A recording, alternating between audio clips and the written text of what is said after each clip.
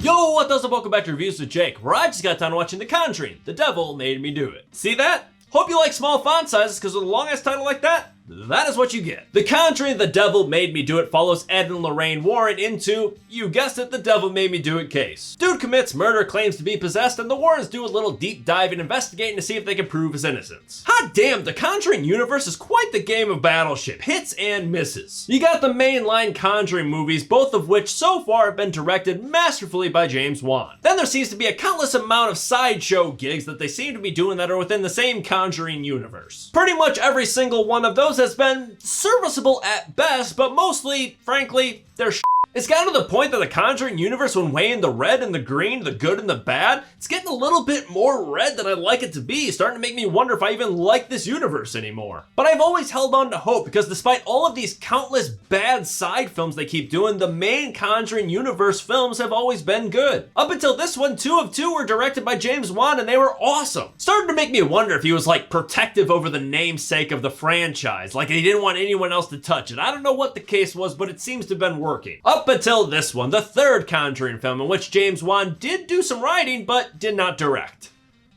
Instead, it is directed by Michael Chaves, Michael Chaves, not sure which one it is, but he's the dude that directed The Curse of La Llorona a couple of years ago. It is one of said side films in this universe, and it is another one that was not very good.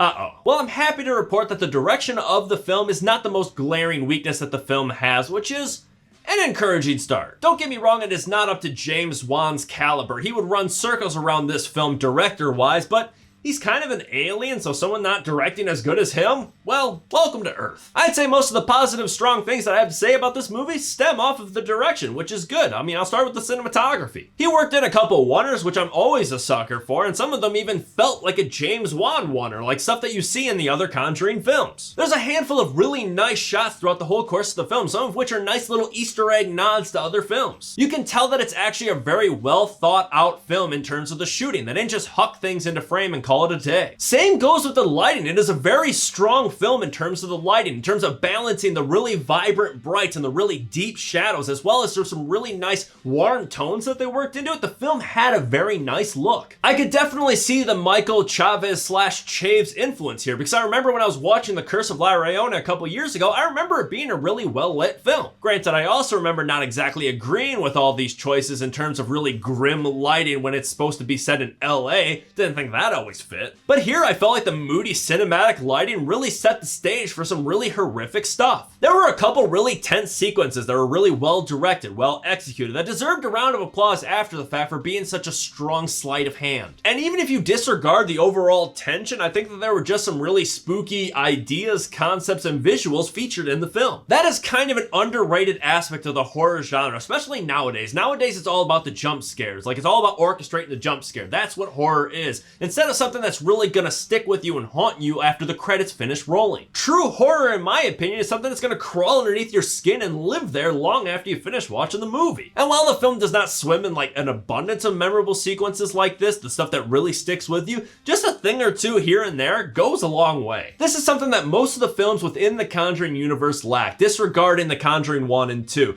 A lot of those films just feel generic. They don't haunt you or anything after the fact. They're all jump scares. I don't know exactly why that is. Maybe old Satan is saving all of his good spooks for the Warrens. On that note, I have to give my props to Patrick Wilson and Vera Farmiga for once again crushing it as Ed and Lorraine Warren. They are both such talented actors individually. They could carry the show by themselves if they wanted to. But the two of them together, they have such great chemistry that whenever they're on screen together, it is on point. On top of that, frankly, is the longevity. I mean, they've been playing these two characters for like 8 years now, since the first Conjuring movie came out. That's nuts. No, they don't show up in every single one of the Conjuring movies within this universe, but still, whenever you see them, it really is a highlight. The real life Warrens hung around planet Earth for quite a while. I mean, granted, probably in their later years, they weren't digging open gravestones or anything, but it does give me hope that maybe, just maybe, we're not approaching to the end of these two playing these two characters. Hopefully there's many more films that we can see it. However, I was not particularly fond of the new way they decided to try and handle our relationship with these two beloved characters this time around,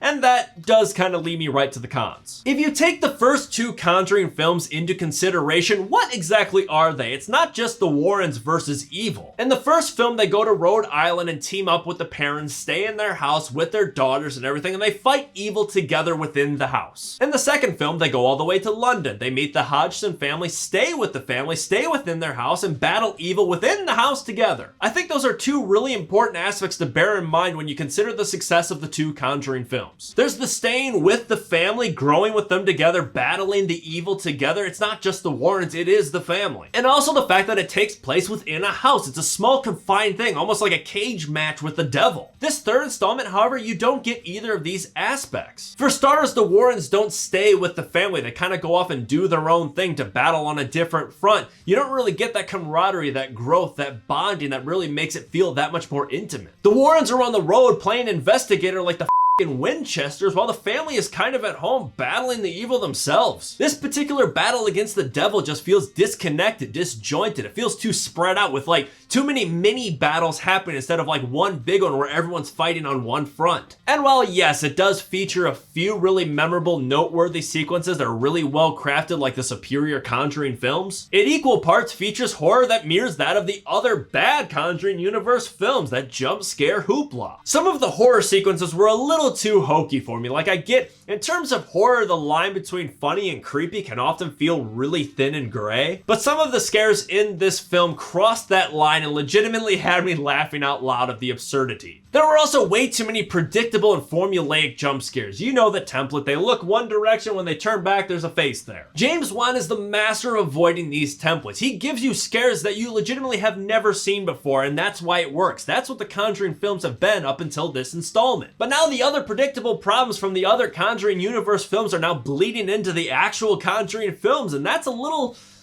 disappointing. They also frequently utilize CGI, which often led to those laughable moments that I mentioned before, as well as way too much slow motion. Made me think that Zack Snyder was a producer of this film. And the final gripe that I have with the film doesn't actually have anything to do with the film itself, but the marketing materials once again ruined another horror movie. Many of what would have been the most shocking, most memorable sequences of the film were blasted all over the trailer, and I continue to ask myself why that continues to be an issue. If the MCU can continually make trailers and not spoil the best aspects of their film in them, I think it's pretty possible. Let's do it. All in all, the movie is not bad, especially when you put up next to like The Unholy, which I watched last month and was a horror abomination. But at the same time, if you put it up next to the other Conjuring films, which share its name, it just wasn't very good. I'm going to give The Conjuring, The Devil Made Me Do It a C+. Peaks and valleys, man. That's the Conjuring universe for real. Or should I say, heavens and hells. But that's just me. What do you guys think? Let me know if you agree or disagree in the comments below. And make sure to subscribe to this channel to stay up to date with new reviews coming real soon. Stay safe. Thanks for checking in.